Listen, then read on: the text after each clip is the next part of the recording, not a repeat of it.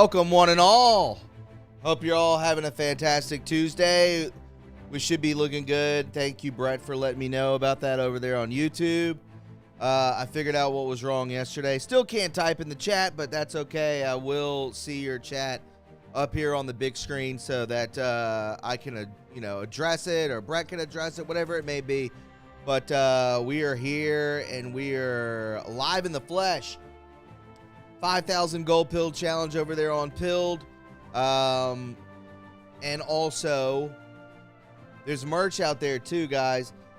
If you went through Saturday, Sunday, Monday, yesterday, you could have gotten buy one. I think it was like 50% off, 20% off of all merch. That is gone now. So hopefully some of y'all jumped on that. But what's up, Rumble? What's up, Pilled? What's up, YouTube? Before we get into today's stream, we got to bring in our sponsor, and that is Noble Gold. Let's get to it, and then we'll get into the show. Smash the like button, hit the notification bell, do all that stuff, and let me know in the chat if you saw that this was a premiere episode, that this was coming out. I'll be right back. As we wrap up 2025, it's a good time to slow down and reflect on the year. If there's one thing we've all learned, it's that uncertainty isn't temporary. It's the world we live in now. Waiting for things to go back to normal, it isn't a plan, it's a gamble. For over a decade, my friends at Noble Gold Investments have helped Americans protect themselves and the people that they love by diversifying their wealth with gold and silver. Look, no one knows what 2026 will bring. But one thing is for sure, in an uncertain world, real wealth isn't digital. It's physical, it's lasting, and it's yours. So when you're sitting around the table this holiday season, surrounded by family members, the best gift that you can give them isn't under the tree, it's peace of mind. And that's what Noble Gold delivers, peace of mind, 1 ounce at a time. Before the year ends, take one smart step toward a safer future. Visit noblegoldinvestments.com and get your free wealth protection kit today. That's noblegoldinvestments.com. Don't leave your future to chance.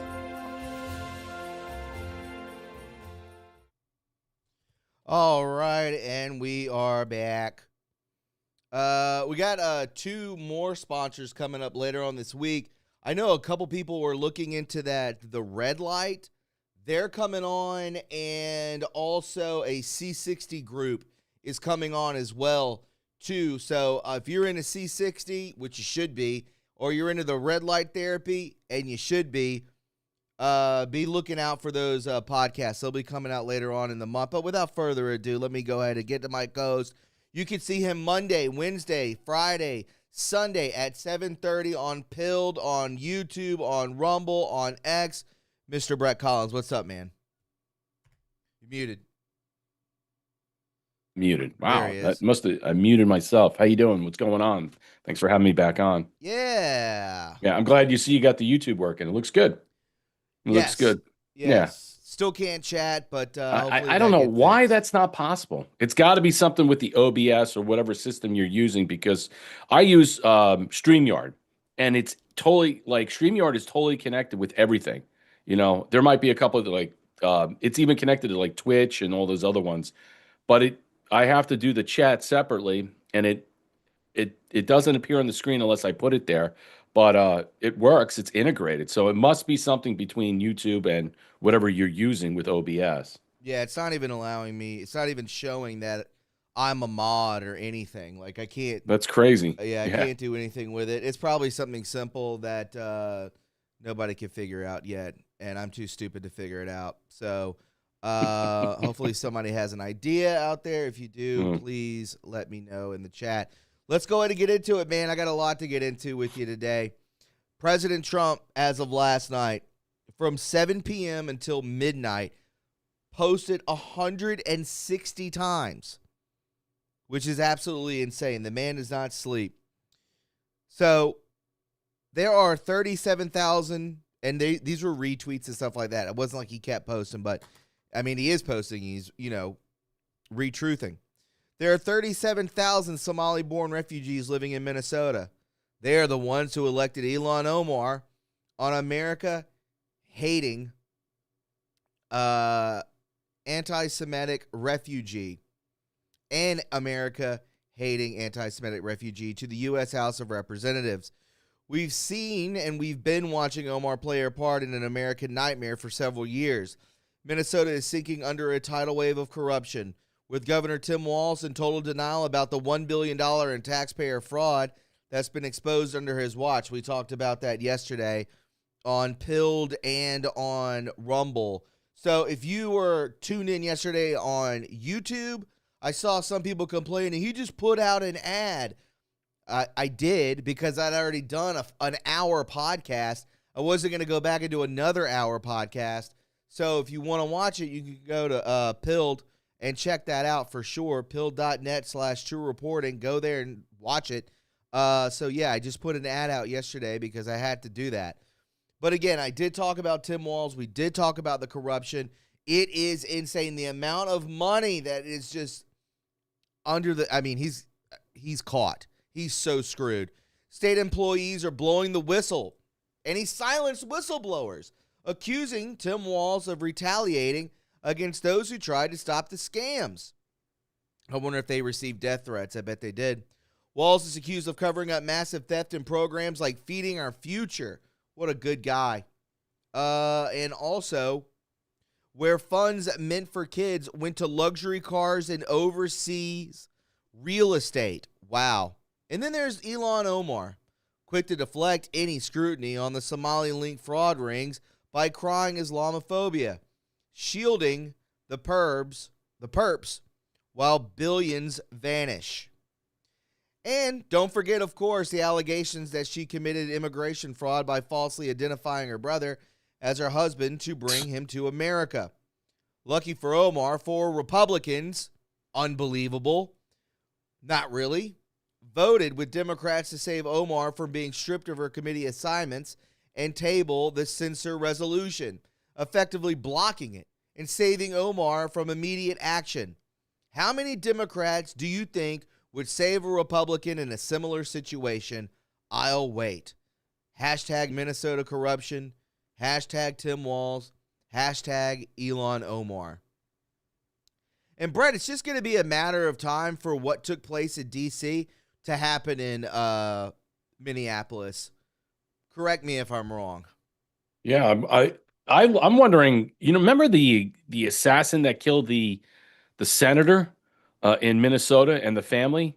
Yes. This guy. Yeah, I wonder how much this is connected to that. I was thinking about that too. Is there, because you think about all the billions of dollars of the fraud and waste and abuse that Governor Walz took in and signed off on. Like when President Trump used the term, is he an idiot or was this done on purpose, meaning he's corrupt? I think you can put two things simultaneously together in this matter. He's an idiot for doing it because he knew full well what he was doing. Knowingly. Yeah, knowingly did it. It was on purpose. And I wonder how much this ties in to the corruption of that. Because that senator looked scared when she was forced to vote down all the illegal benefits that were going to all these illegals and stuff. So, I mean, we're state-run benefits. And now that you see that 37,000 of these, I guess, anchor babies, Somali anchor babies, that's what they are. Be wrapped around because you got 50 to 80,000 per se that's been relocated there.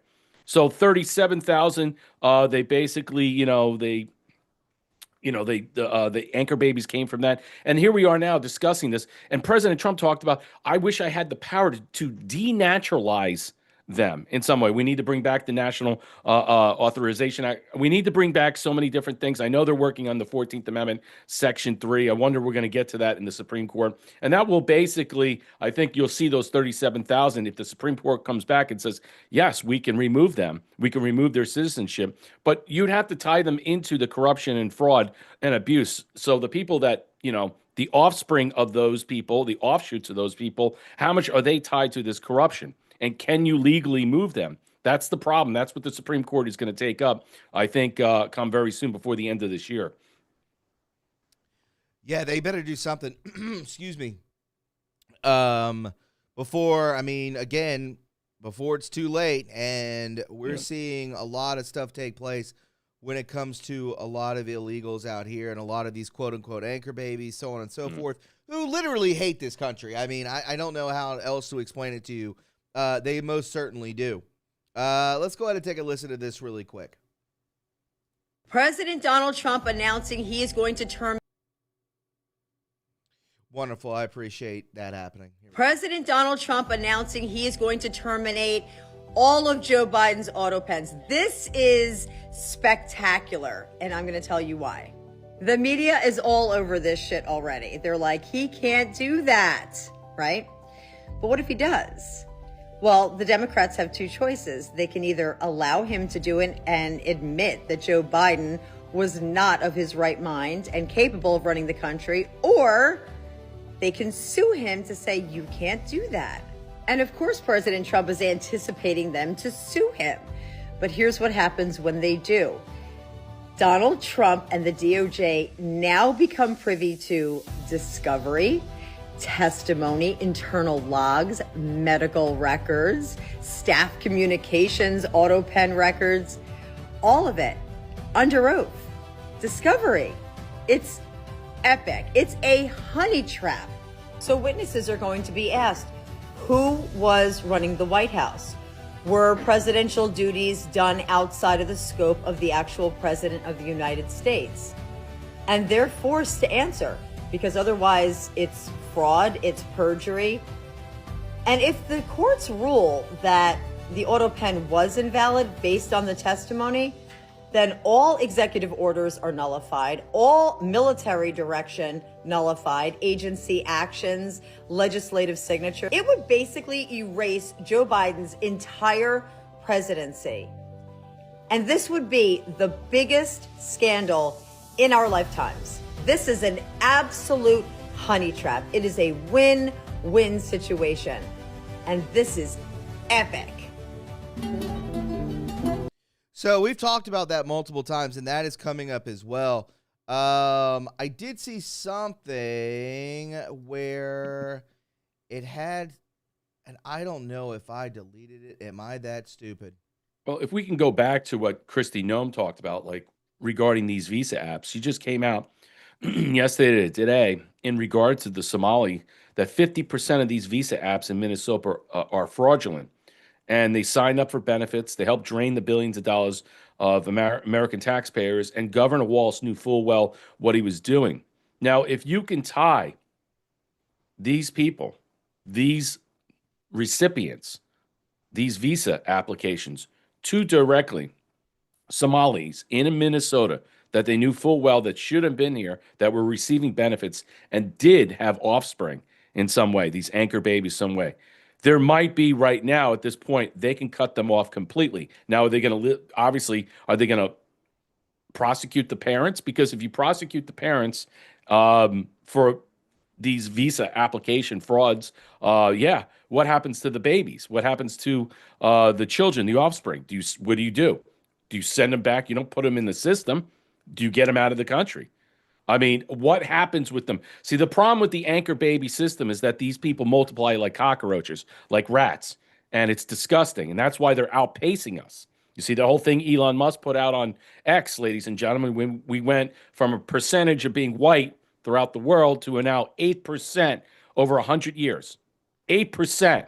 And I was telling Thomas as a joke, I didn't realize that Planet of the Apes is a documentary now. But, you know, and all jokes aside, you really have to look at this, Tom, in some way that what Noam is saying is that if you can go through the process of whitewashing all this stuff and arresting all these people and even the governor and the mayor or whoever else was involved in some way, President Trump was talking about, if I had the authority, I don't know if I do, to denaturalize these people in some way. That's what the Naturalization Act in the 1970s. We're talking about what the Supreme Court is talking about, the 14th Amendment, Section 3. We are right now in the process of like uprooting all these people and removing from the country. And if you are living fraudulently off the tit of our government through these visa apps, I can imagine that there'll be court filings, but you can probably remove them because you violated the law. You basically chose to break the law, and that affects your families too, because think about it. You're all under these apps. It all covers you. You're getting benefits because you had children. You had offspring. You're getting these supplementals. You're getting health care. You're getting all these things that are not afforded to American citizens. So in some way, that might be a point right now, a point in case that if we're going to examine this from a Department of Homeland Security standpoint and remove these visas, then we can uproot these people and get them hell out of here. I agree. I want to, and I'm going to get back into that for sure. When we talk about invaders and anchor babies and these sorts of things, but I want to. This is one of the posts that President Trump reposted out of 160. This was another one. This was in order, which is crazy. And then I found this on the Daily Mail today that Trump suggests Michelle Obama used Biden's auto pen as shocking claim explodes online. And I see Spirit 554 saying, when we're finished, it will be like you were never here. This all blends in. Who was running, the administration? Well, I think we can all think of Obama for sure. And that goes all the way back. And now we're seeing this. Donald Trump shared a wild conspiracy regarding Michelle Obama using Joe Biden's infamous auto pen. What does he know? He's in on the know. The president went on a relentless Truth Social posting spree last night, sharing some eyebrow-raising theories from the most fringe parts of the internet. From 7 p.m. until midnight, Trump posted more than 160 times, mostly using content from MAGA-friendly influencers such as Benny Johnson and Scott Jennings.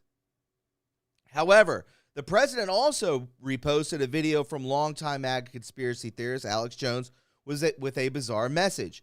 The video shared by Trump featured Jones speaking on InfoWars on the program with the following caption: Michelle Obama may have used Biden's auto pen in the final days of his disastrous administration to pardon key individuals. Since entering the White House, Trump has accused Biden of relying on an auto pen to authorize executive orders and pardons near the end of his administration. Before leaving office, Biden authorized the pardons for a variety of Trump critics and MAGA rivals, including retired General Mark Milley and Dr. Anthony Fauci. There is no evidence, there is no evidence to suggest that the former First Lady was involved in Biden's last-minute pardons. Just putting it out there, but he did truth it. Throughout Monday night, he posted and flooded Truth Social feed, rapidly posting each of his own messages within seconds of publishing them. Trump also shared, Brett, videos that went after his political enemies, such as California Governor Gavin Newsom, former House Speaker Nancy Pelosi, and former President Barack Obama, before reposting dozens of videos and memes. Trump's attacks Democratic Arizona Senator Mark Kelly for referring to him as a traitor after he appeared in a video with other lawmakers calling on the military service members to refuse illegal orders from the president. Mark Kelly and a group of unpatriotic politicians were wrong to do what they did, and they know it, Trump wrote late last night in his rant. I hope these people looking at them are not duped into thinking that it's okay to openly and freely get others to disobey the President of the United States. And that's where we stand, man. I don't know how much we could say about who did Michelle Obama use to pardon? What did he? I didn't see all those all this stuff, all these tweets, and I know he put a whole storm out. I was reading on WLT. It was a repost from just saying that, but there was no specifics about who she used the pen for, or he used the pen for. Correct. All so, right. Yeah. That's all out there. It's pretty crazy, but is it? I mean, we've heard crazier. We've seen crazier. We basically. You would think they'd want to use it for themselves. It's what? You want to use it for yourself, right? 100%. I mean, who else would you? I mean, who comes 100%. first? I mean, yeah. I mean, yeah. And why would you need to pardon yourself? What did you do, Big Mike? I mean, seriously. Right. Exactly. We can go into another post, and we can check this. This is going into the judicial accountability. Let's go ahead and get into this. Republicans just filed the Judicial Accountability Act. Any judge who releases a violent repeat offender on personal reconnaissance or low bail, and then that offender commits another felony within 12 months, Automatic federal charges, up to 10 years in prison, permanent disbarment. Think about that. For years, violent criminals have been getting let out with zero consequences. Innocent people, families, and communities have been paying the price. No more excuses, no more immunity. Judges are not above the law. They make choices, and those choices have consequences, just like the rest of us. Release a criminal who goes back out and hurts someone, you face real punishment. That's accountability, that's justice, and that's safety. It's time to protect our communities. It's time to hold the powerful accountable. No more reckless releases. And there you go. That's another one that he's talking about. So he's covered Ilhan Omar. He's covered the invaders. He's covered the auto pen. Now he's covering judicial accountability for Public Safety Act. 10 years in prison. You're probably barred from anything that you've done as a career, as a tenure. You're completely banished from that. Yeah. And then you go to jail if you're caught releasing people who have 72 charges and light people on fire and stab people, and then that's what you do. And then there's no repercussions. It's all done on purpose, Brett. It's all done on purpose. He went on so many levels. And there's more I have on here that are just right down our alleyway, man. Yeah, I didn't see all this. I mean, I did a show last night, but I didn't see all this stuff. I know that there were certain things that he put out that he was touching on. I think this big whole thing with the Somali thing. Also, you think about, you got 190,000 Afghans, aliens that were admitted in 2021 with no official report. They weren't vetted by any means. And where did they go?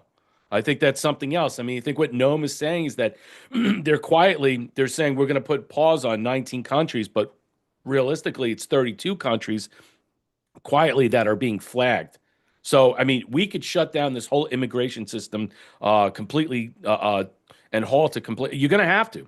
You got 3.3 million of these country-specific, let's just say, re-examinations of re-screenings of re-vetting that's going to have to go on and take place through visas and through other situations that are people in under refugees and what have you. And that's just the small portion of this in this country. I mean, we don't even know the full numbers per se that have come in the last 4 years. We're not even talking about from the 4 years from 2020 beyond that, for the last 10 years from that, how many people coming in. He was saying millions upon millions in general.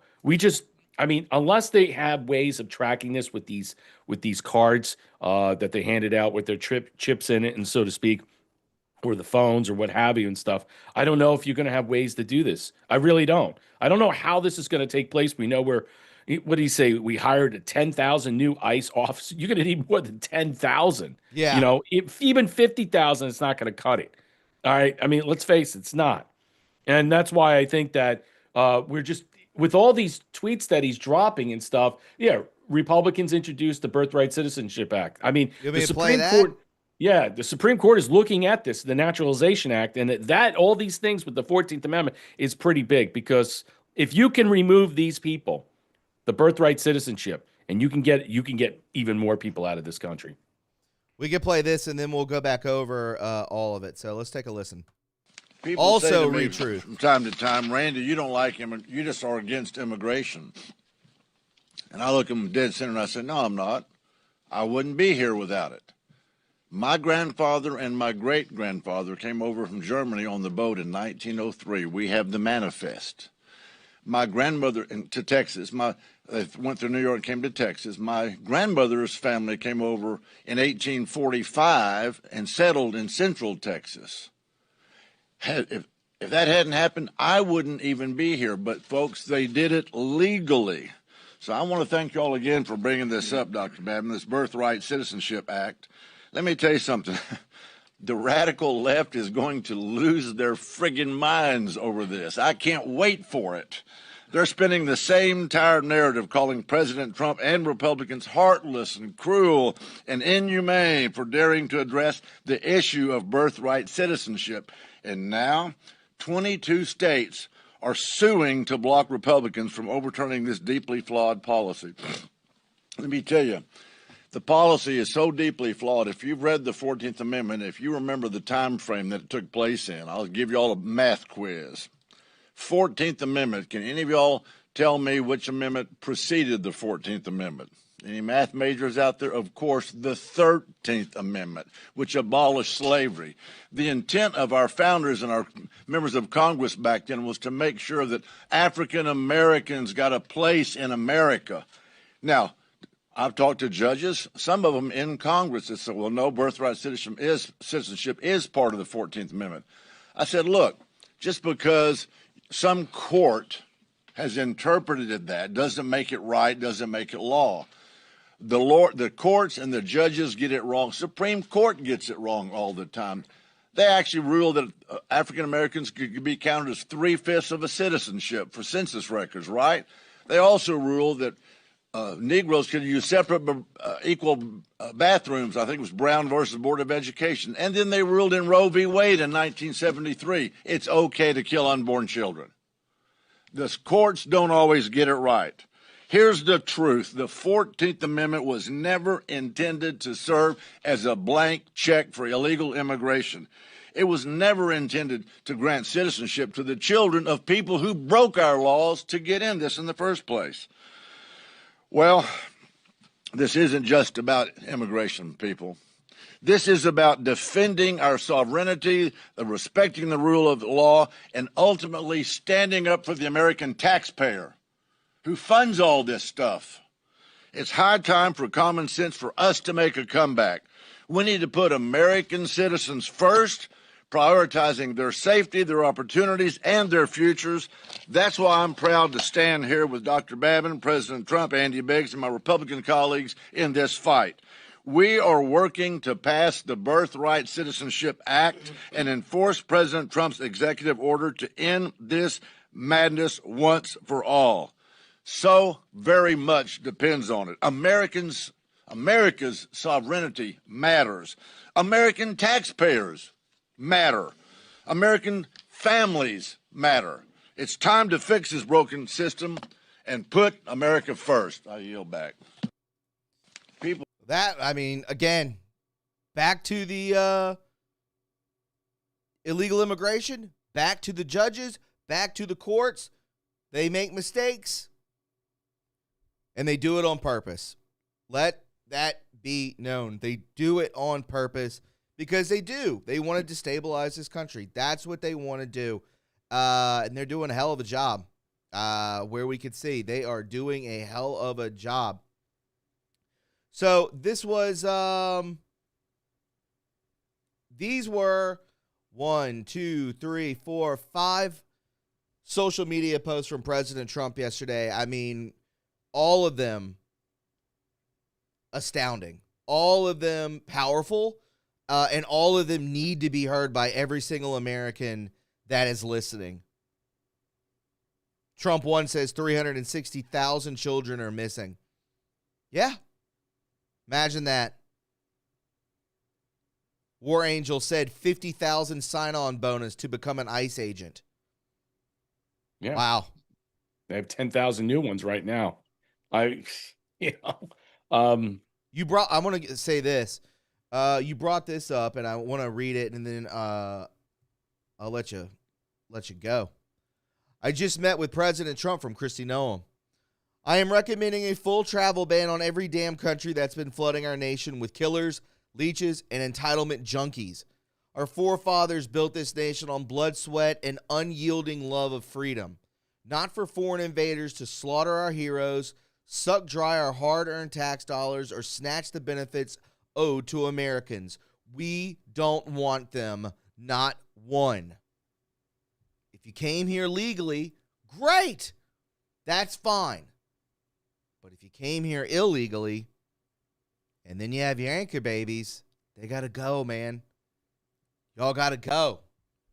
I'm sorry. Well, we got to stop making excuses. I did a show yesterday on toxic empathy and suicidal empathy. And the idea is that, you have NGOs, Jewish NGOs, you have Christian and Catholic NGOs, all these groups recruiting and pulling these people over here, helping create opportunities for all these people to come over here. And by what?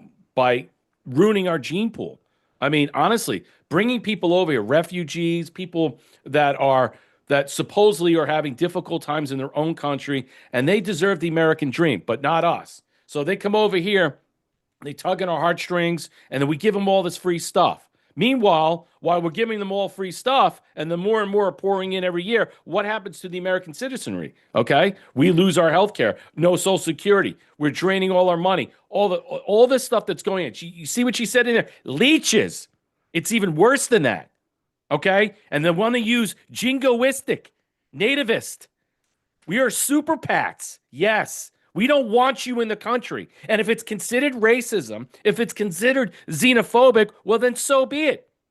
You are not here to help us. You are here to drain the system. I mean, General Flynn was saying it yesterday. We have been invaded. Let's stop with this heartstrings. Let's stop with this idea that these people make our country better.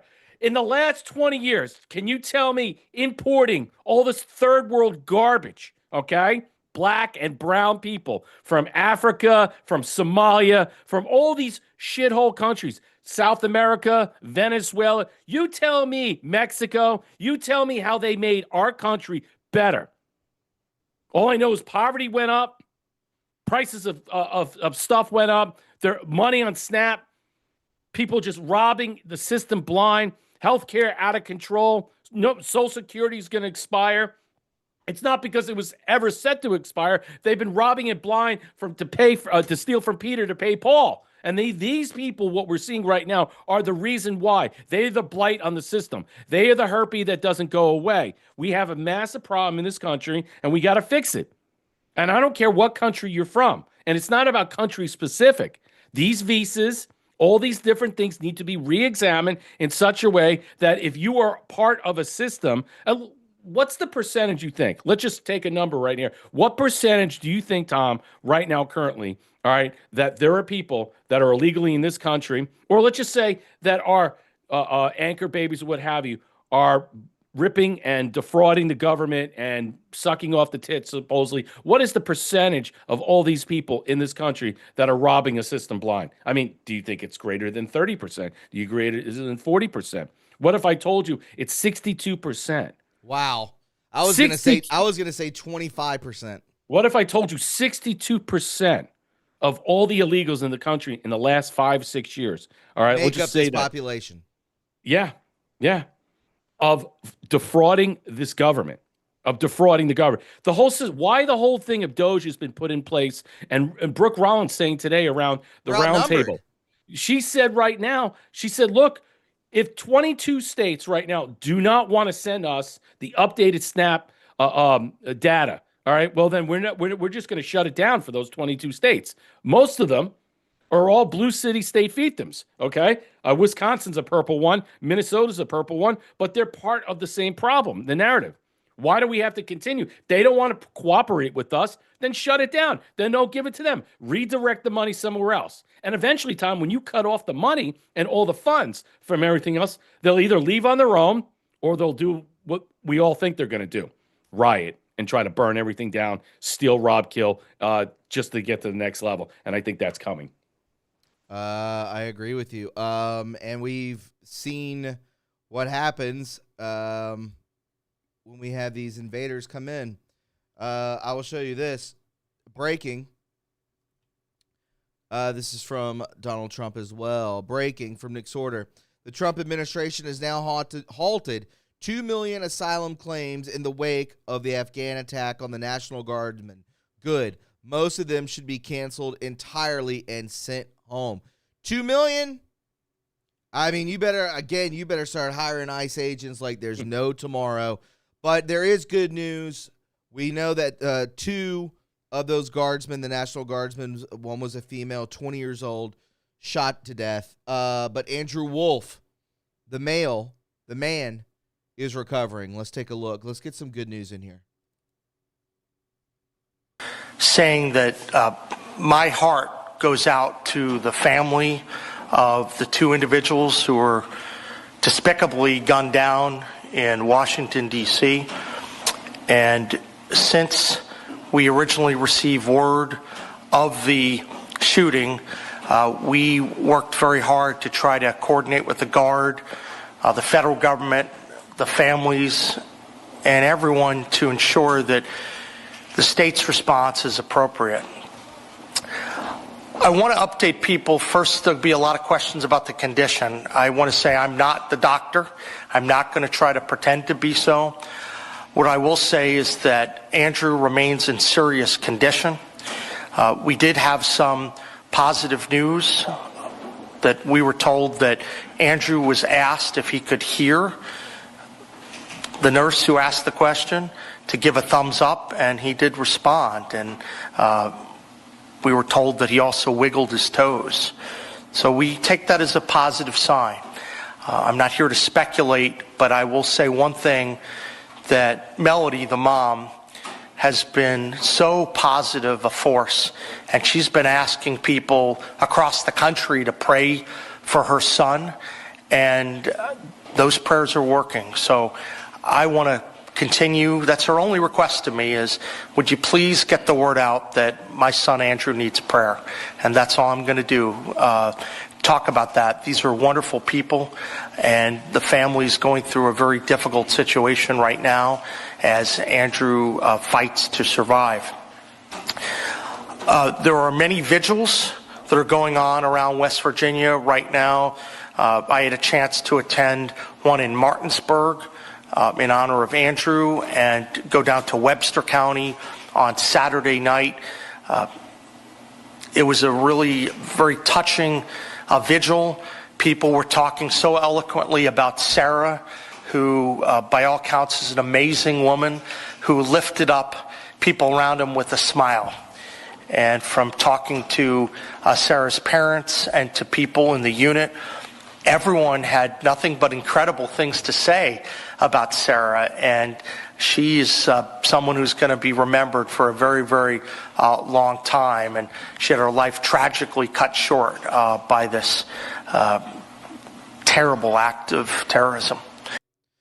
So just to leave it there, continue to say prayers for Andrew Wolf. That is the other guardsman that was shot. He's responding, moving toes. Hopefully he makes it out alive. And if he's moving toes, then he might not be paralyzed, which is a good thing. Yeah. You know, and which is the key. And he can hear. So let's just, thoughts and prayers for that guy. What a trooper. And thoughts and prayers for Sarah's family as well, the other National Guardsman that was taken at 20 years old by a fucking monster. But I don't want to get into that. Yeah. Here we go. More of the same. As we can see here. In New York, Brett, they are quietly releasing nearly 7,000 dangerous illegal migrants, including, I can't say that word, killers, terrorists, and repeat offenders with zero notice to ICE. These look like lovely people. Imagine if you saw them on your Ring camera right outside your door. New York's radical sanctuary policies have reached a catastrophic breaking point.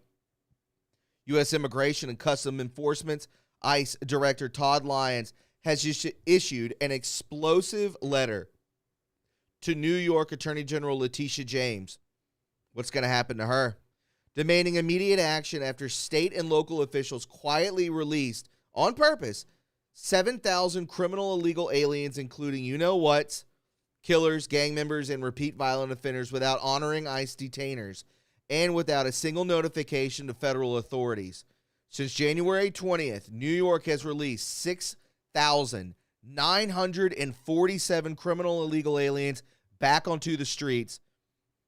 These offenders are tied to 29 homicides, 2,500 assaults, 200 burglaries, 300 robberies, 400 dangerous drug offenses, 300 weapon offenses, and 207 sexual predatory offenses. Worse, another 7,000 plus criminal aliens remain in New York's custody today, all with active ICE detainers that state officials continue to ignore. So think about that. Think about these numbers. These detainees, 148 charged with homicide, 720 charged with assault, 134 charged with burglary, 106 charged with robbery, 235 dangerous drug offenses, 150 weapon offenses, and 260 sexual predatory offenses. This is a full-scale public safety disaster engineered by far-left officials who are deliberately defying federal law. ICE sent an urgent letter to Attorney General James in September demanding cooperation. She never responded, Letitia James. Assistant DHS Secretary Tricia McLaughlin blasted James and New York's political leadership for releasing predators onto American streets. Attorney General Letitia James and her fellow New York sanctuary politicians are releasing murderers, terrorists, and sexual predators back into our neighborhoods and putting active American lives at risk. We are calling on Letitia James to stop this dangerous derangement and commit to honoring the ICE arrest detainers of more than 7,000 criminal illegal aliens in New York's custody. It is common sense. Criminal illegal aliens should not be released back onto our streets to terrorize more innocent Americans. Guess it's going to happen again. It's going to happen again, and it's not going to stop until we get them off the streets, Brett. Letitia James should be behind bars instantly. Well, I guess they're gonna re-prosecute. They have new charges for Comey. I don't know what's gonna happen with Letitia James. It could come this week. We could see more charges filed for Comey. I mean, as for this, when I hear this, when I see this, and the uptick of information that President Trump is just putting all this out there, and the focus is on what? The one reason that President Trump got reelected in 2024, criminal illegal aliens. That's it. That was the number one reason by 83%, according to Richard Barris. That was the number. More people wanted to fix and solve the problem of immigration, illegal immigration, criminal scum, and what have you. To fix the problem, close the border, do everything they can at this point. And here we are right now. The only thing I could say about this and stuff, there's not enough ICE agents. There's not enough law enforcement. You're going to have to send in the military. We realistically, when you really think about it, he will invoke the Insurrection Act. He will move the military. He's already been pre-mobilizing and pre-militarizing the military all around the United States in all these buffer areas, and we're just quietly sitting back, waiting for the invocation, and when the invocation comes, it's game over. How long it takes, I don't know. But it's going to affect a great many states. I would say 9 to 10, maybe 14 cities, specifically. New York's one of them. Within those states or separately? I would say 9 to 10 states, and I would say 14 major cities, mostly in those states, and then some outside of that, per se. Yeah. Think about that. Like, for example, we'll take Illinois. There's only one area in Illinois that you could think of that basically needs some type of, let's just say, cleansing of the soul. Yeah. All right. And then you could look at other areas, too. I mean, California's a different area. You got L.A., you got San Diego, and you got San Francisco, 3 major hubs there. But that's not just there. You have to think about the capital, Sacramento. You'd also have to think about areas in Oregon, areas in Washington State. I mean, those are the 2 big. And then you move through each other state. Think about Remember Chaz, everybody? Remember Chaz? Yeah. I mean, yeah, they don't talk about that now. And they just elected another dipshit mayor. Look, see, I mean, nothing changes because the fact is, no one is held accountable. No one's held liable. People aren't arrested. And until you stop this, which is basically their army, they're showing you that their army is what? The illegal criminal alien scum. And by releasing them onto the streets, just like in Dark Knight, when with Bane and stuff, the Dark Knight Rises, you see all the criminals released out of jail. And what happens? They go and rob all the people's homes. They pull all these people out, and it's anarchy. And they take control until what? They hold them hostage. They hold them hostage. The police force is subdued in some way. They have this plan set up until one person comes in and fixes the problem. Now we're looking at what President Trump is saying. He's telling everybody right now, this is going to get worse. This is going to ratchet up. And if you don't see what the target is, then you're missing the point here. He's letting everybody know it's criminal, illegal scum. It's the fact is the judges are allowing all these things, the corrupt AGs, the corrupt governors, the corrupt mayors, and we're going to have to go in and sweep this out. Not just go in there. Why Mark Kelly and Slotkin were saying that they were going to shoot American citizens on the street and stuff. I would say right now, when we found out after all this stuff is that you have the National Guard in DC right now that are armed, that are working with police and federal agencies, walking around with armed weaponry, and that's a good thing. And you will see this working in. They were probably deputized, they're probably federalized as well. You'll see this in many different states to go in and sweep this out. You have no choice in this matter. You don't. You will lock down those areas down. You will shut it down, and then you'll go through there arresting the people that need to be arrested are part of this fraud, this abuse, this waste, this corruption. And once you get control of those cities and stuff, what do? Then you start arresting all the illegal gots that got in the way, and all the other people that are basically that they know. I mean, if you don't think that we have a surveillance state in place right now to find these people, you're crazy. I mean, honestly, they had no problem finding everybody from January 6th, waiting them out when they knew they were coming after them. Go ahead. I was going to say this. I was listening to Tom Homan yesterday, and he was saying, do you think that we can get them all? He's like, you think that people were coming in from Sudan and, all these places. Do you think that they had their eyes scanned? Do you think that they have fingerprints out there? Do they have – he's like, there's so many of them that are here that we have got to find, but they have no identification. They have no identity. They're just here, which is terrifying. What I'm saying is they'll start with the big city fiefdom states by getting the higher ups as they go through and swarm through and what they know to arrest. All the other people that are, like I said, that have gotten away, that don't even know they're in this country, they're ankling for an attack or something. What do they retreat? They go to Canada. I don't know what's going to happen with them. But how long is this invocation? How long are we going to have to go through this in subway? And we are going to be subjected to this in many states that won't be affected by this. But how many other people, as you're saying, what Holman said, are we going to go on? How long is this going to take? Because this is a process that's not going to just end if we do it for a month. Okay. And we just lock down these areas and stuff and arrest people and stuff. This is going to take a lot longer than we think. And the question is, do we wait for them to activate and attack us? I mean, no, you can't. You have to be on the offensive. So, yeah, I understand that there might not be any way to find these people as we feel. But that's why President Trump is basically saying, look, we have to revisit the illegal immigration trap overall and undercut it, overhaul it, and then swarm it. Means just remove as many people as you possibly can, okay, that don't fit the bill. And it doesn't matter. If you have no paperwork, you have no licenses, how is people walking around? No ID. No ID, no this, no that. Driving cars, no insurance, but yet they get free SNAP benefits. They get health care. It's how is that even possible? This is in every state, by the way. Yeah, well, it's in every state, but predominantly, I'd say it's 9 to 10 states, 14 major cities. Sure. I understand that. Let me get to some thank yous really quick over here on Pilled. Thank you for that love and that support. Let me go ahead. Jack Attack 17 with the cookie. Thank you so much. Trump 1 with the cookie. I appreciate it.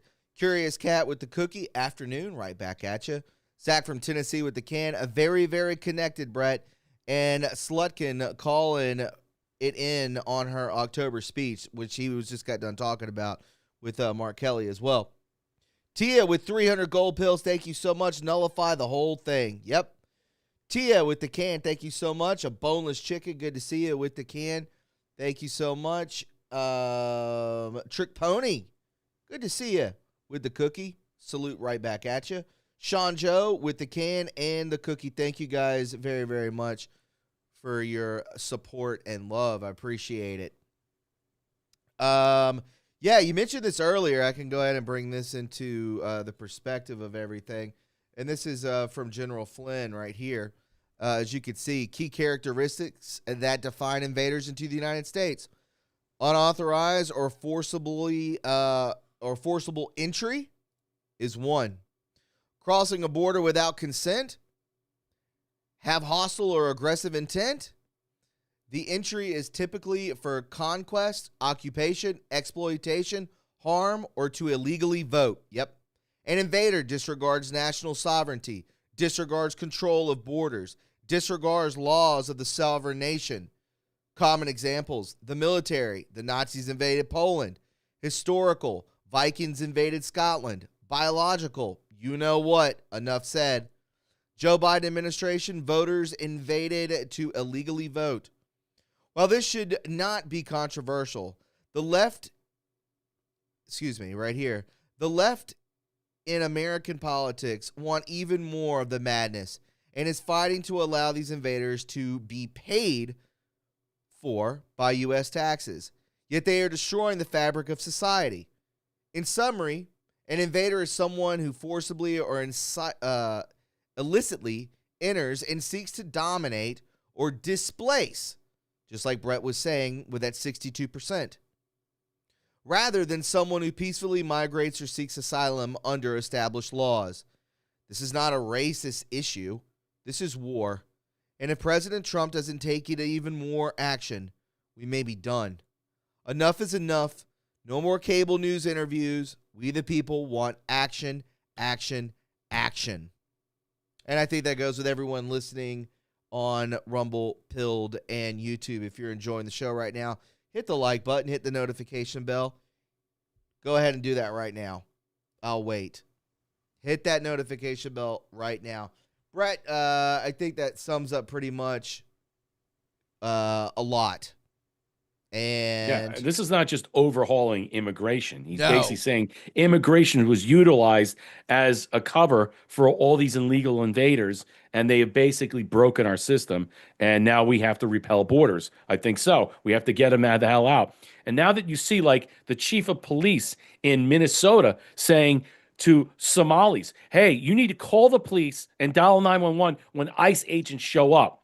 See, that's what I'm talking about. First, when you fortify, after you pre-mobilize and you set up the military, you got to go in and arrest the county administrators, the police chiefs, all these different people, the mayors, the governors, what have you. Once you destabilize the hierarchy of this, these illegals are finished. The illegals that we know about, they'll be running roughshod and scared. They'll probably even show an uprising because they will have no backing.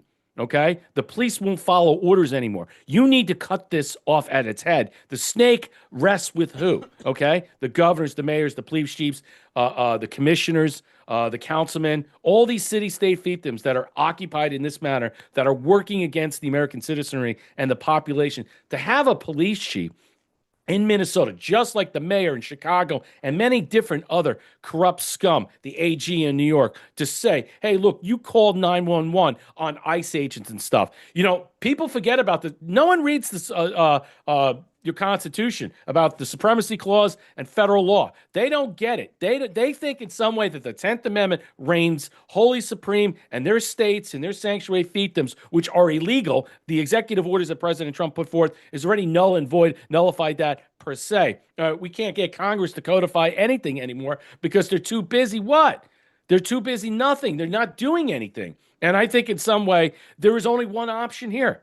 You have to shut it down. You have to shut it down. You have to somehow, in some way, I'm sad to say that we're going to have to waive habeas corpus, where no one has any rights for a time being, and anything goes. There'll be no prima facie rights. Your First, Second, Fourth, and Fifth Amendment rights. You're just going to be scooped up and arrested. We have to look at it as enemy combatants under the Patriot Act, just like General Flynn is saying. We have to treat this in the same that's why Kelly and Slotkin and all these people are out there. It has nothing to do with Venezuela, even though there might be something connected with Venezuela that we're going to find out, whether it's elections or nuclear missiles or radiological bombs or terrorist cells that are operating there. The point being here is that they have activated in some way because they want to see how President Trump reacts with the National Guard. Is he going to pull back? If they're really trying to test his resolve in some way or test how the people reacted to this, well, then they provoked something,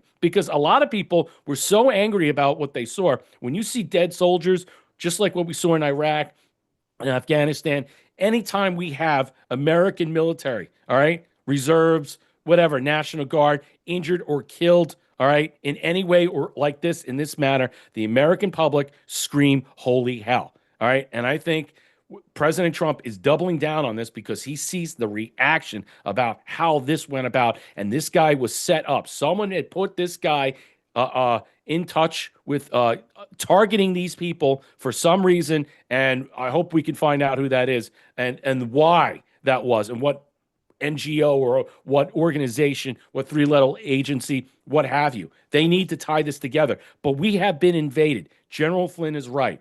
The gloves come off. And you know what? When Slotkin was saying, you don't want National Guard shooting people in the street. Well, I can tell you right now, they will shoot people in the street if you were shooting at them first. That's the bottom line. Because look, you're going to repel borders. They are now armed. They're carrying weapons. Okay.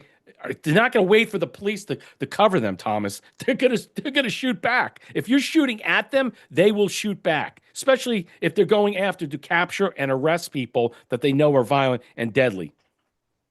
No, you're right. I mean, it's going to be pretty bad when it comes to all this. I'm not talking, hopefully not like a civil war or anything like that, but if you're shooting back at National Guard, if you're attacking ICE, by the way, they're being outnumbered. You can look at what's going on in New York City. They're tired. They are being tossed around. They're outnumbered. They're being hit with trash cans just to move a few cars. They can't do it. They are so outnumbered, and you can see right here, time is running out rapidly to drain the swamp, real Donald Trump. Real reforms take time. I got it. But so does preserving our constitutional republic. I prefer the Constitution over corrupt government commissions, agencies, activities, and departments. Please let us know how we can help. Yes, it is wild out there, and I do believe it's going to get way worse, especially when you have a clash. Once that clash happens, and again, yeah, our National Guard, they're armed, but you did see two of them get taken out very quickly. Could have been a lot more. Well, one, I believe one of them wasn't armed, and the other one was. And then the guy, that's right, you're right. And then one of the other National Guardmen didn't have a weapon, pulled out a pocket knife, and then didn't do much. And then another serviceman used his revolver to shoot back twice and got him down. But by then, the damage was already done.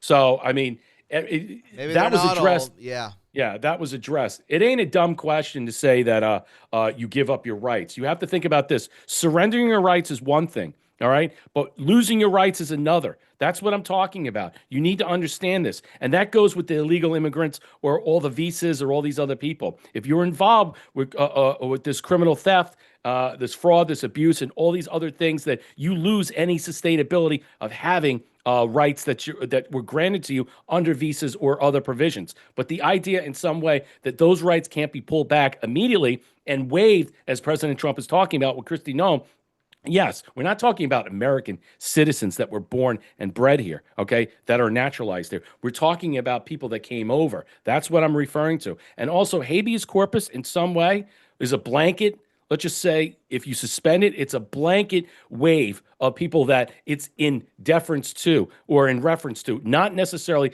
the people that we're talking about, the criminal legal scum, because they have no rights, all right?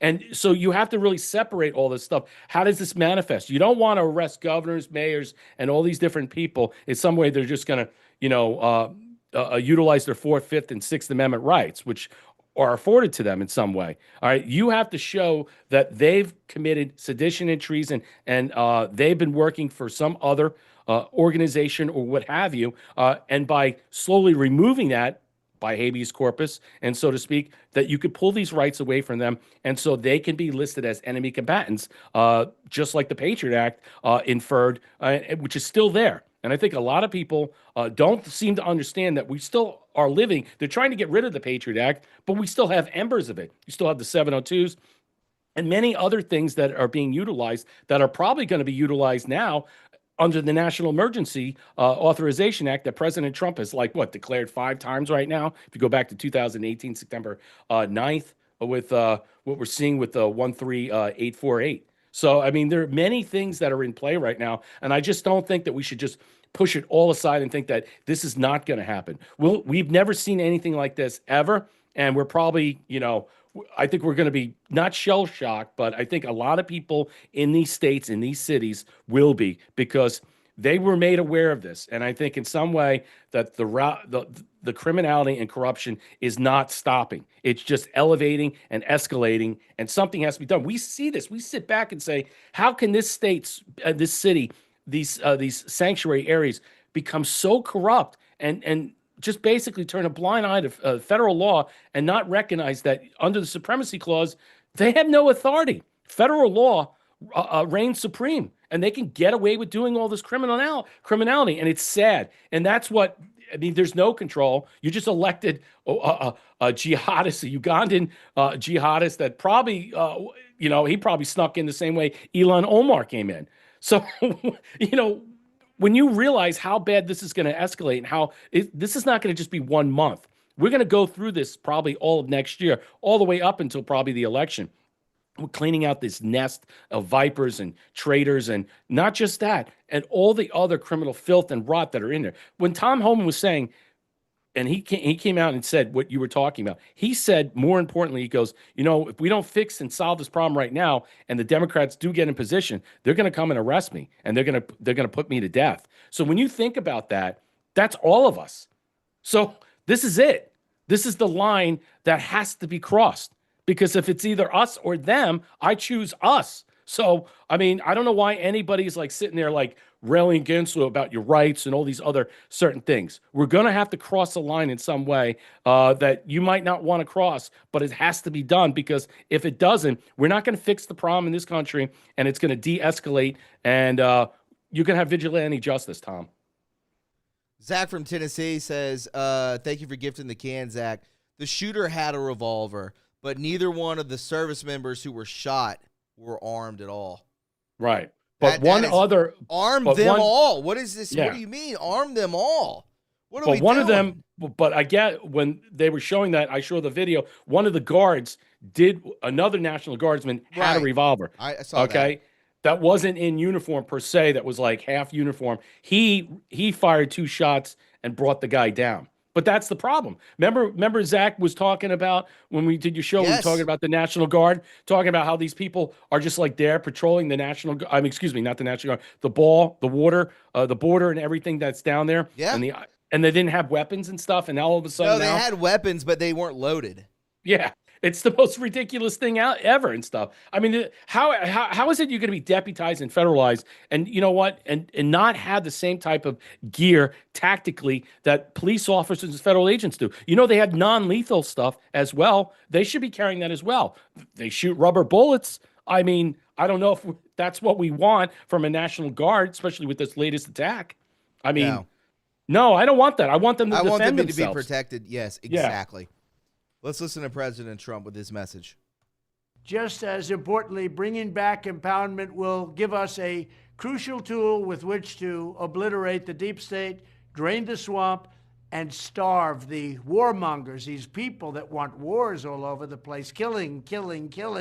They love killing. And the globalists out of our government. We're going to get the warmongers and the globalists out of our government. What does he say at the beginning? Just as importantly, bringing back impoundment will give us a... Impoundment?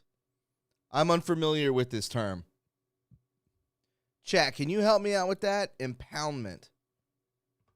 About getting out globalists and people that are wanting these forever wars. That is very interesting to me. Impoundment Act of the 1970s. That's what it is, Brett? What is, you want me to chat GPT it? Are you muted or something? Oh, I didn't know if you were talking and stuff. Yeah, I was had the other speaker. Oh, no, that's when Nixon was impeached and Congress realized that they didn't want this type of mass corruption to go on. So what they did was they removed the power of the purse of the presidency through the Impoundment Act, all right, and solidified it all inside the powers of Congress. And so usually they had shared powers of monetary discretionary spending for scenarios and stuff, and they wanted to remove as much power to undercut the office of the presidency, and it was done for a reason. And if you go back and understand, I covered the Impoundment Act, and it's basically what President Trump wants to do is to get that back. So there's a shared let's just say responsibility between the House and the presidency in some way that that money can be utilized for emergencies and all these other things in some way without having to go to Congress to ask for money. Because typically in the Constitution, so what they did was they neutered the presidency by pulling as many powers away from the presidency under that authority. Quiltanon says Congress controls the purse strings? Question mark. What do you mean by that, Quilt? Congress controls the purse strings? The money that's going out? The money now. Yeah. That's where Congress got more of empowerment, and they gained a lot of that opportunity under Nixon. They neutered Nixon because of what was taking place in a lot of ways. They didn't want this in some way, the presidency getting more control in some way. It used to be a shared opportunity, but it's not anymore. Is that the Empowerment Act, controlling the money? Yes. That's okay. There you go, Quiltanon. Yeah, empower. All right, let's move forward into this. Sean Joe, thank you for the cookie. I appreciate that. Guys, you can hit up the Cash App as well. That you can see it streaming down below. Cash App. That is # stream donation 17. Just download the Cash App and then help out with stream donations 17. That's mine. You can help out Brett Collins with Buy Me a Coffee /wearerise. And make sure that you follow him Monday, Wednesday, Friday, and Sunday at 7:30 on Pilled, on Rumble, on X, and on YouTube. So check that out. All right, moving forward, as we can see here. Holy smokes, Brett. We talked about this yesterday, everybody. I know YouTube wasn't here, but people on peeps on Rumble and Pilled, we were talking about how The View, how the left-wing media, Joe Scarborough, all of them were saying that Pete Hegseth is a murderer. So because a drone blew up a narco boat, and supposedly 2 survivors were hanging off the side of the boat, and they shot him. First and foremost, there is no way in hell anybody could survive that explosion. There's no way that you could survive that unless all the drugs got into your body and you somehow were able to fight through it. But holy smokes, Brett, all the defamation, all the besmirchment, all the lies, holy smokes.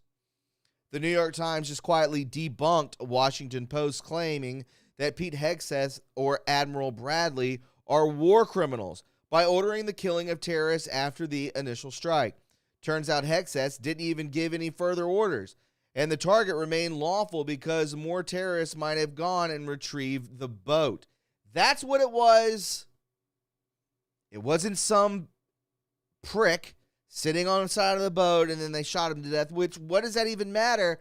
But Pete Hegseth needs to sue the Washington Post for putting that out there because it was all over the place yesterday on all the left-wing media, all the normie media. It was everywhere. So there it is. This is another interference with the lawful It laws. is. They're trying to paint the picture and stuff in some way what he's doing. First of all, he didn't give that. The admiral did that. And you also have to think about this, that there are certain rules of engagement when they talk about this in some way, but they're saying they're not following the playbook. What if the playbook at this point is something completely off the table? I mean, the point is, we don't know what's on these boats. What if they're biological, radiological, nuclear material? What if there's something that, if it rammed up to a ship, could take one of the ships out there, or a submarine, or anything out Very there, possible. like the USS Cole in 1999? So we have to consider that any of these boats are considered hostile and dangerous. All right, and the fact is, the rules of engagement say they're allowed to take them out in that area because they have a quarantine going on. All right, and they don't want any of these boats to get through and get past where they could turn around and use as a weapon against killing American sailors and soldiers that are on these ships to begin with. I think it's just another way of negating the UCMJ. They're trying to interfere and say, hey, look, they don't have viable orders and stuff, and that's all they're supplanting out there. What happened to Bush? Did anybody remember George Bush? Remember W? How about his father when he went into Panama? How about when we were doing all these different things? How about Cheney, who just passed away? Where are the war crimes for these people? How about Obama when he drove American citizens and children? See, it only matters when it affects President Trump and this. Everybody forgets all these things. So, I mean, I'm just so sick and tired of like hearing this. This is all nonsense. And for the View to come up like they have any understanding of the U.S. Code MJ, and that they're sitting there trying to tell people, oh, he's a monster, he's killing people and stuff. He didn't even make the order. The admiral did. And that's the thing. He didn't go up there and say, let's just shoot down a couple of. No, there's an order. And you heard President Trump today say, I gave the order. The order is real. It's viable. It's happening all the time. We told them don't leave. And what are they doing? They're leaving. They're taking out these things. They were alerted to doing this. All right. And they chose to continue to doing this. And I think it's something like that. We have to consider it like the USS Cole. You don't know what's on these boats, right? No, not at all. What if they're transporting material that's nuclear or transporting material as a bioweapon? We don't know what's going on in the Isle of Margarita. We don't. We know that's a terrorist training ground. We know it's a hotbed with China and Iran and stuff. We don't know. We barely touch anything. Everybody thinks of it's elections. I think it's something more serious. I really do. I really think it's much more serious than we think. What if we find out there's missiles pointing at the United States? Just like Cuba. Just like Cuba. Remember Cuba? Okay. I like this from Ben Lurkin. Like they weren't trying to kill them with the first missile. Exactly. Exactly. I mean, yeah, let's just hit them. Yeah, exactly. But Joey Behar and all the ladies on The View, they know about counterterrorism and they read up on all that. They're brilliant. Come on. Trick Von Doom 2354. I was about to ask the same thing from Count Dracula 436. Where the F is this guy been? I was banned from YouTube for 6 years. And they let us all back on. So that's where I've been. And as you could tell, I've had quite an appetite.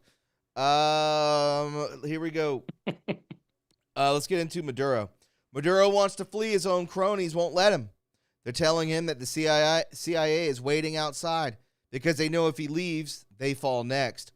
According to new reporting, Nicolas Maduro is being pressured by his inner circle to stay in Venezuela despite offers of luxurious exile abroad.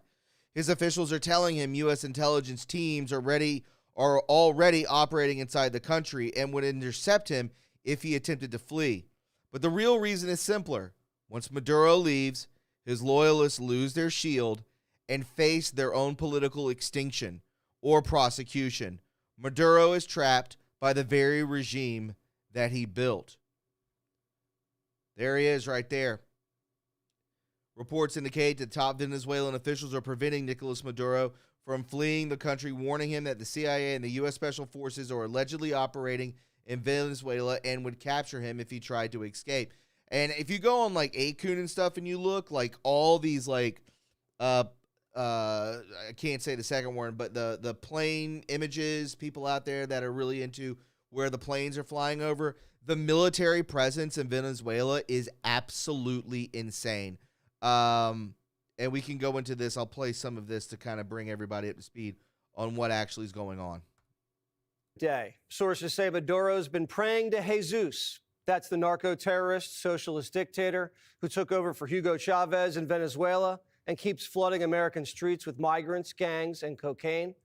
11 U.S. warships, including our largest carrier, the USS Gerald R. Ford, are now in the Caribbean. Venezuela is surrounded. The strike group is waiting on orders from the commander-in-chief as the president's holding high-level meetings at the White House, calculating our next move against the narco state. The choice is Maduro's. Trump's giving him an ultimatum: abdicate power or else. After Trump's phone call with the dictator, that's the best offer. The New York Times reported that you had a phone call with Maduro. Did you? I don't want to comment on it. The answer is yes. And can you tell us a little bit about it? No, I can't do that. Mr. President, would you say it went well? I wouldn't say it went well or badly. It was a phone call. Hello, Mark Barden here Interesting. from Sandy Hook. 1 second, let me pass this. Skip. It wasn't a perfect phone call. The Venezuelan strongman reportedly asked for global amnesty, and Trump said, how about no? Then he said, what if I hold free and fair elections? Trump said, no, you already did that and you lost. Then he asked, if I step down, can I still control the military? 47 said, pack your bags. Even with a $50 million bounty on his head, Maduro's maintained an iron grip on power by bribing his cronies with kickbacks from the coke, oil, and gold rackets. But this time, the narcos aren't calling shots anymore. Uncle Sam is, a.k.a. Trump. And the president's tightening the noose. In the last 24 hours, Trump declared the airspace above Venezuela entirely closed. Closing airspace can only mean one thing. This is escalating, and it's escalating quickly. The commander-in-chief isn't going to ratchet up the pressure, then walk away without a win. There's no way Maduro can face down the full force of a U.S. carrier strike group. The president is keeping his options open. What's the position on whether U.S. troops on the ground is a possibility there? Is that, I know you've answered that before, but what's the current operative in Venezuela? I think my previous answer stands. There's many options at the president's disposal that are on the table. Maduro's a sitting duck, and word on the street is he'll be out of power before Christmas. No one's bailing the socialist out. He's getting no love from his sponsors in Beijing and Moscow. Putin and Xi Jinping are at the table with Trump doing much bigger trade and diplomatic deals. They're not going to throw Maduro a lifeline and jeopardize the deals over a small fry in our backyard. And we're doing the Europeans a big favor. Venezuelan gangs have been trafficking boatloads of coke to West Africa, and the Africans have been pouring it into France and Germany. Maduro's isolated. According to UN investigators, he's guilty of crimes against humanity, torture, murder, sexual violence. He only got 20% of the vote last year, stole the election, and wouldn't leave. And he's unleashed migrants, gangs, and poison onto our shores. Chuck Schumer's backed military action in Iraq, Afghanistan, Syria, Libya, Yemen, and Ukraine. Schumer's basically down for whatever, whenever, no questions asked. But now that Trump's the president, he has questions. Americans are right to wonder, what on earth is Donald Trump planning in Venezuela? Is Donald Trump nudging America into another war? Is he seeking regime change for Maduro? Will he put U.S. troops in harm's way? Nobody knows. There's no way Trump's telling Schumer anything. Might as well tell Maduro. Schumer's old enough to know the war on drugs has been a 4-decade failure. And he knows that Trump didn't storm back into the White House just to repeat the failures of past presidents. The Secretary of the Navy gets it. Drugs kill more Americans than we've ever lost in wars. So I think at the end of the day, the president has correctly identified this as an attack on the country, which it is. The narco traffickers are on deliver or die missions. They're ferrying cargo through the Pacific and the Gulf of America. Some of these speedboats are 40 feet long and carry $70 million of contraband. Taking out these boats hit the cartels where it hurts, their bank accounts. And forcing out Maduro sends a powerful signal to the Colombians, the Mexicans, and the Chinese. The Monroe Doctrine's back, and American deterrence is back. Venezuela is a launching pad for coke, and they're getting squeezed. The CIA is already on the ground there and have been authorized to give the president options. Operation Southern Spear is designed to defend the American homeland from drug warfare. And guess who has a problem with that? If you want to understand if those are drug boats, who would go on those boats, it's people who have families that have been kidnapped. So and funny. they're told, go on the boats or we will execute your children. Where's he getting this from? Coke boats aren't being driven by hostages. The Wall Street Journal reports each boat is manned by 3 to 4 well-paid professionals, a pilot, a mechanic, a navigator, and a voucher man, someone who's trusted by the buyer and the seller. Now, someone's trying to sabotage U.S. operations, and the saboteurs are coming from within our own country. Over the weekend, the Washington Post accused the Secretary of War of committing war crimes. Hegseth order on first Caribbean boat strike, officials say, kill them all. The story goes something like this. U.S. Southern Command launched an airstrike against a Coke boat. They saw that there were survivors and launched a second strike. So there were none. Pete calls it fake news. Quote, our current operations in the Caribbean are lawful under both U.S. and international law, with all actions in compliance with the law of armed conflict, and approved by the best military and civilian lawyers up and down the chain of command. Here's the White House. Does the administration deny that that second strike happened, or did it happen and the administration denies that Secretary Hegseth gave the order? Secretary Hegseth authorized Admiral Bradley to conduct these kinetic strikes. Admiral Bradley worked well within his authority and the law. Lethal operations like this go through layers of lawyers. From the War Department, state, national security, everything goes up and down the chain of command and gets signed off on because we value life in America. The United States has conducted strikes all over the globe like this for decades.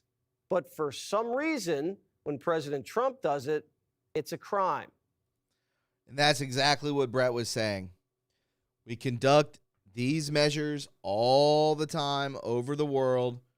I don't think we're going to be getting into a war. Again, all options are on the table.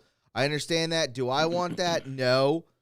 But again, I remember when this was first starting to happen, you heard about Delta Force. You heard about Black Ops. You heard about Blackwater.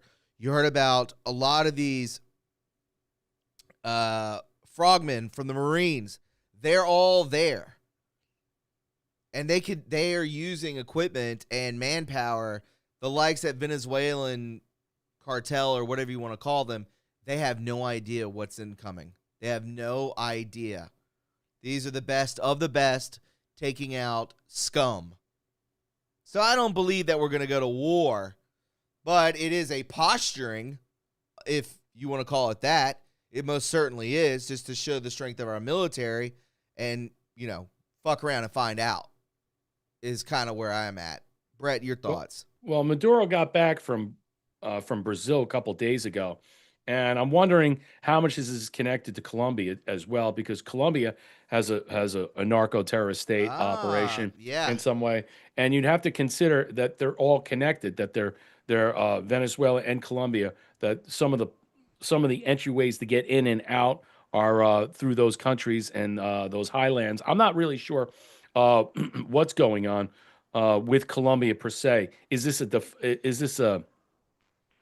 Are we deflecting upon this? I'm not necessarily. It could be Colombia, Venezuela, and Cuba. We don't really know enough right now to really come and surmise a theory. But I do believe that with China and Russia now backing off in some way, not coming to Venezuela's aid, dropping aid in any way they can and stuff, tells you that this alignment that was set up was perfectly orchestrated. Because you think about it, Russia and China were really Trump's enemy or America's enemy per se, or the deep state within those countries or in China per se, then why would they back off? I mean, if Venezuela is a Chinese Trojan horse, which could be, I also think it's an Iranian Trojan horse. We don't know. We don't know what we don't know because they're not telling us anything. We don't know about the island of Margarita. We don't know how much of Hezbollah and other groups that were training there that were moving through. Does Trump have evidence that connects Maduro to Biden operations of a stolen election from 2020 to 2024? I believe so. Smartmatic, Dominion, etc. That's why the media, that's why the Democrats allegedly are freaking the holy hell out. They don't want this to be exposed. Remember, Chavez got into the power the same way Maduro did, utilizing Smartmatic and Dominion. Did Biden work out a deal with Nicolas Maduro to import a criminal invasion, an insurgency, to allow the cartel's entryway to operate, even control American cities, to interfere with elections, narco drug trafficking, child trafficking operations, and to subvert our U.S. agencies? How long ago did this date back? Does this go back to Chavez in 2004 to 2020 with Obama? You would have to consider that in this matter. You have to think about this is much more deeper and pervasive than we're seeing right now. So I don't want to hear anybody, bitching and moaning about shooting ships and stuff like that, and all these, and taking these people out. We're at war. All right. We have 5 national emergencies up. The Patriot Act is still in effect. I mean, I don't know why people are freaking out. The media is just doing this to run interference, to say, oh, Hexit is a Hexit, because they can't go after Trump. So they want to do is chop off the Secretary of War and get him, or maybe get senators or House members to what? Impeach him and stuff, so they could try and remove him. That was the plan. And I do believe that there is a plan in place, a subversive type that is trying to, because you've undercut him, you undercut Trump's, let's just say, operation per se. And that's what they're trying to do. They're trying to take out the Secretary of War at every level they can, because they know he might be the weakest link in the chain. Because you had the vice president come in there and vote for him to get in as Secretary of War. So there might be something to it. The other thing I'm thinking about, what is the connection to Cuba? What is the connection to Colombia and some, not just narco trafficking and stuff? Remember, we had in the 60s, we had the embargo with Cuba, and they put Russian missiles there, right 90 miles parked away. So are we to say and not overlook the fact that's in our hemisphere again? If you have training facilities of terrorists, who's to say we don't have weapons of mass destruction or distraction or what have you that could reach the United States? Right at our back door. Right at our back door. Not just sneaking with these boats, doing all these other things through Mexico and many other ways they can find a way to nestle in. I think that is something we should consider. They might even be here operating. They might have already crossed the border under this time period, and we're looking for them. I think it's something we should consider. And also, targeting these boats per se, I think it's a logical conclusion, or a logical end to the conclusion, is that you don't want these boats anywhere near the ships, because of the fact is they might be carrying explosives and they want to suicide, or ports, or to suicide, to escape, to anything like that. So the media doesn't ask the right questions. All they do is facilitate interference and lie, saying that Hexit is giving orders to kill people and stuff. They're following the code, all right? The rules of engagement, all right? They're under this international whatever law that they're saying that they're there. They're not there to take hostages. They ask him to surrender. If he doesn't want to surrender, then they're going to take him out. Then they're going to go in there and arrest him. I already believe CIA is in there, JSOC, maybe other clandestine elements are inside. And if they cut the head off the snake, I think they're going to try and capture him alive. That's my feeling. I think they want him alive. So like Noriega. They want to do a Noriega type of deal, and they want to showcase this guy. All right, we gave you an option. All right, you could have went to Russia. You could have go to Iran. All right, you could go to someplace. We'll send you to Ukraine. You can go over there. I mean, what I'm saying is that they want to showcase this guy alive. I don't necessarily think they want to kill him. It's a capture or kill order, but they want to make sure that they take out the top generals in the process of his surrender. That's what I think they want. Gold Delec with the cookie. Thank you so much. This ain't no party. This ain't no disco. This ain't no fooling around. I agree right with you. We'll take a quick commercial break. I got one more article. Are you good with this? I mean, you good with it? In the sense of, like, I know that, like, a lot of people freaked out about the Iran thing, but when you really look at it now, this is something different. Iran was something that we were kind of pushed into by a certain state actor, whereas this is in our backyard, our hemisphere. Right, I know. Okay, that's what I'm saying. I think we're protecting North America and Southern America. That's the posturing. I understand that. I understand the posturing, and I understand at the beginning of this, if you go back weeks, you can remember they were always talking about this Delta Force going in, that these special ops going into big groups of people going in, but they're so advanced and using technology that these guys don't even know what's coming. I don't know. They could be moving around like Predator, for all we know. Some cloaking. And consider one last thing: you have transnational corporations involved with controlling Venezuelan oil, the diamonds, the natural resources per se, the elements, oil and gas that were used to be traded for what? Traded for arms, traded for weapons, traded for missiles, traded for a lot of different things, traded for what? Terrorist operation and funding. Venezuela controls its state actor of this. The facilitation to allow these people to come in, to give them an entryway and entry point, has to come from a bigger operation. Who controls the oil? Who controls the mines? Who controls the natural resources? Venezuela.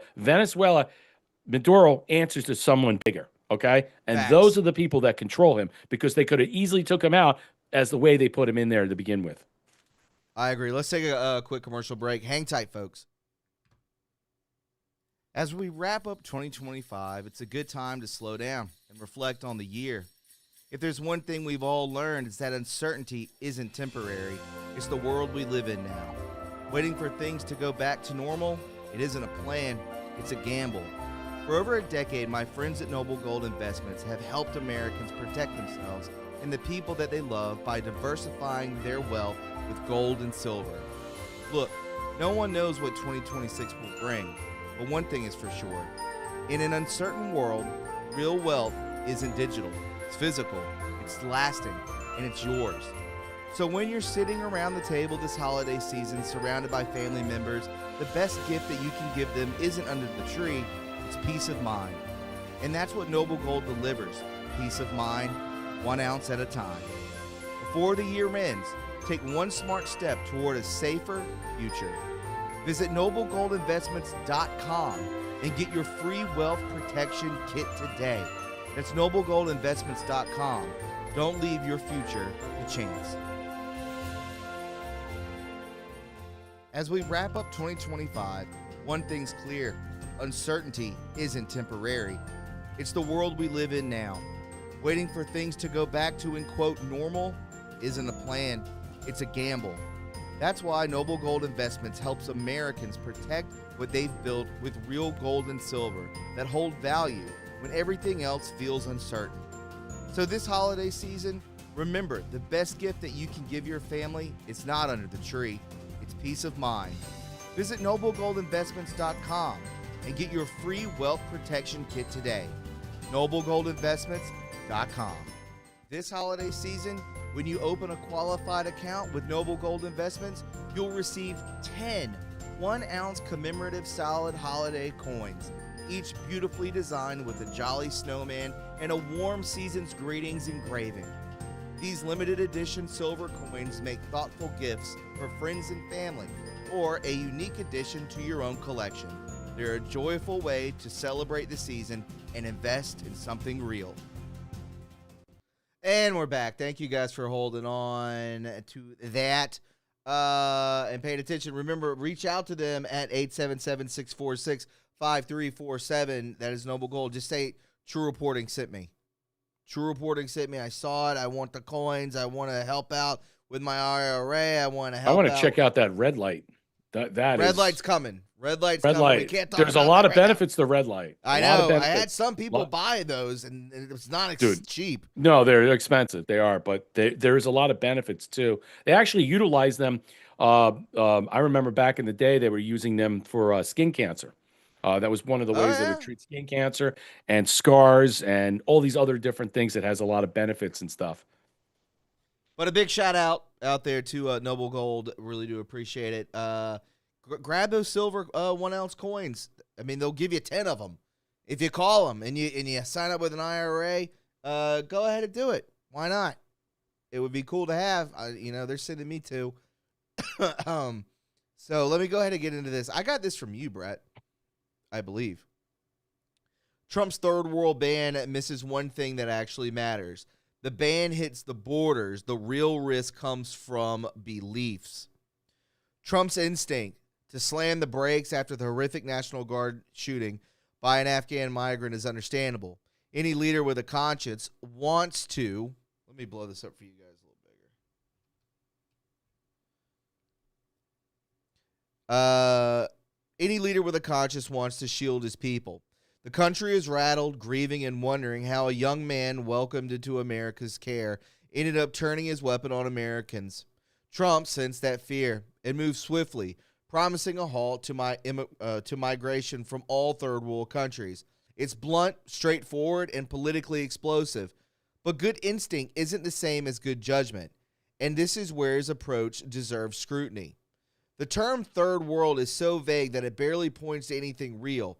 It lumps together Christian farmers in rural Tanzania with cartel-tangled corners of Honduras, devout families in the Philippines with failed state militias, and peaceful Caribbean communities with parts of the Afghanistan living under the shadow of the Taliban.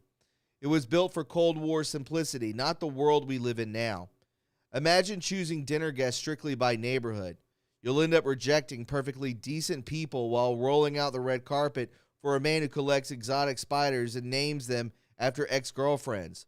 Which brings us to the father, Brendan Killisone, whose voice cuts straight to the heart of the matter. The outspoken Irish priest never shies, never mealy-mouthed, offers a way of looking at the issues that Trump, despite good intention, simply misses, and argues that if the West insists on immigration, it should favor those who actually share its moral inheritance. Yes, not race, not region, values. A civilization survives only if newcomers strengthen what already exists. Well, that's the problem.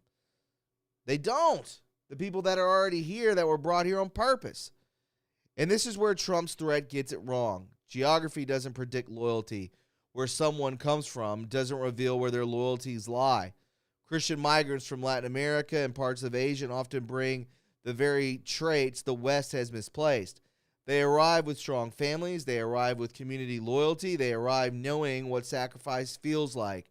They arrive with reverence for God and a sense of duty that Europe and America once took for granted. They aren't perfect. No group is. But the odds tilt towards cohesion rather than collision. If you want a society that isn't constantly splintering into competitive tribes, this matters. Meanwhile, the West keeps importing people from cultures that reject the very foundations that built it. Foundations many in the West barely understand anymore. It's like rebuilding your roof with contractors who keep muttering about how they'd love to see the place burned down. You don't need a theology degree to predict the finale. Trump senses the danger, but swings at the wrong target.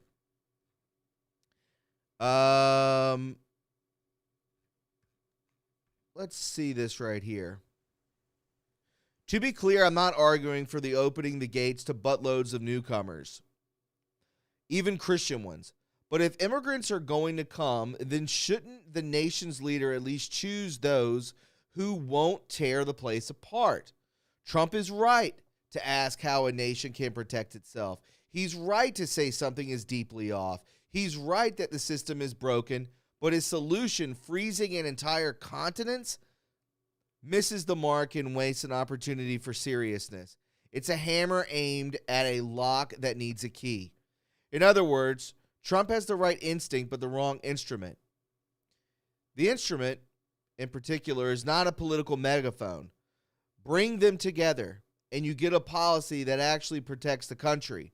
Immigration built around people who can actually live alongside one another, not around archaic labels from another era. Christianity isn't a force field, but as a culture anchor, it explains more than any Cold War chart ever could. And I get that. I understand that. But we've talked about this before, and we got to keep it kind of clean. Well, but when it comes to us being separate and tribal,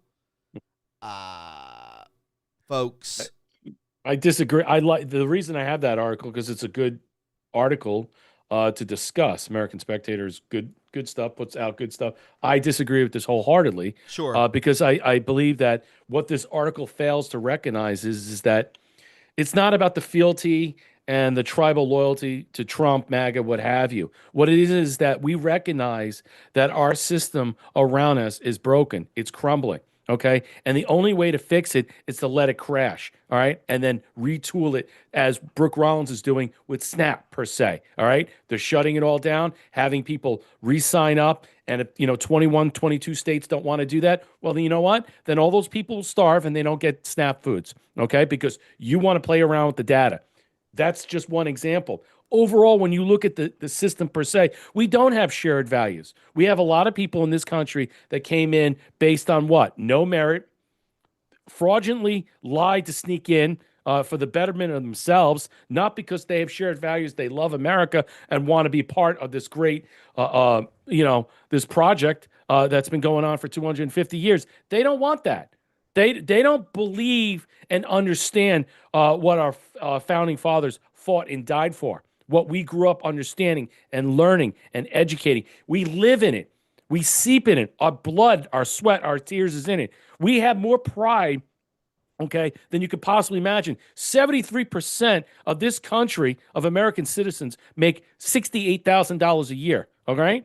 And 1 out of 10 are millionaires in America today. And when you really think about the balance of wealth that is happening, and then you take all the fraud, the waste, the abuse, and all the stuff that's out there, there's only so much that we can take much longer. But the fact is that things are expensive, that things aren't affordable. You can't get certain things. Yes, gas came down under $3. Why is it under $3 in Florida?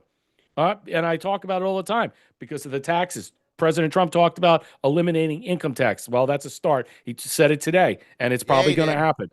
Yeah, and what I think is about what this article fails to recognize this stuff is that we have to start looking that we have to import people to make this country great. This country is already great without the grift and the graft and the violent scum that permeate the countryside with these monsters. The cancer from within.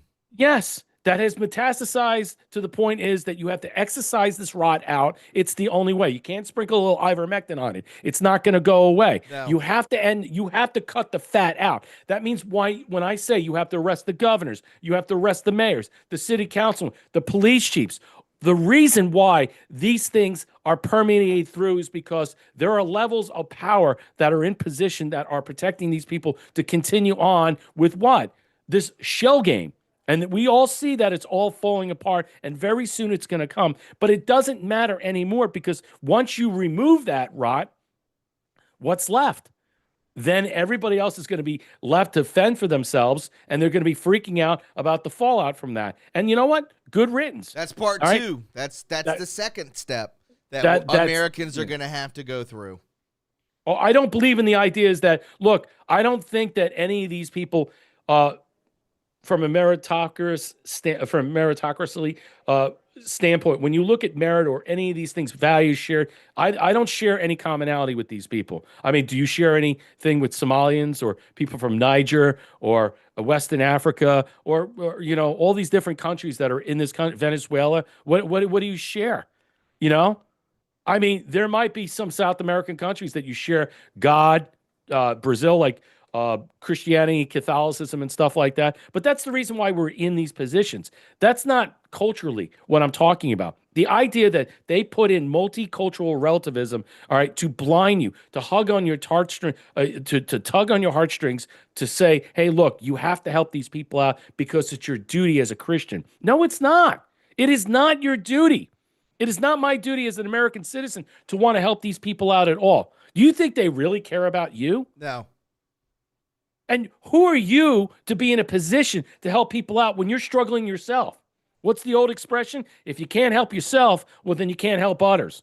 Okay? And our government is definitely not helping out the American citizenry, the population of American citizens in this country. No, they're not. They're helping out these people. And they're allowing them to steal, to grift and graft off our government while they take as much as they can and leave us with nothing.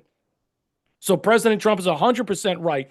We have to shut it all down. A moratorium has to go on for 2 years at least while we remove all this waste, fraud, and abuse. And that is all the illegals in this country. I don't care if you got naturalized, you're an anchor baby and stuff in some way. If you're part of this grift and this graft where you committed a crime, that you can lose your citizenship, your visas, your green cards, and anything else that stands in the way. This idea that that these people get a free pass like they have immunity, like congressmen and senators, is a joke. It's a joke. That's why Mark Kelly needs to be what? Indicted.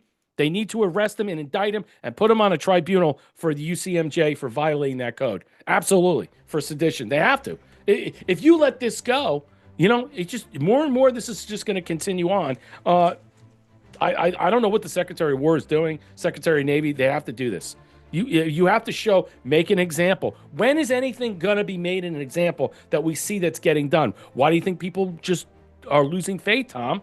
That's why there's so many people on X that like you know what? I'm glad we're signing up for all this immigration moratorium and we're starting to do something. But a lot of people, they want to see it activated at a more of a rapid pace because time is ticking away. That's exactly what General Michael Flynn was saying. We need action to take place sooner than later.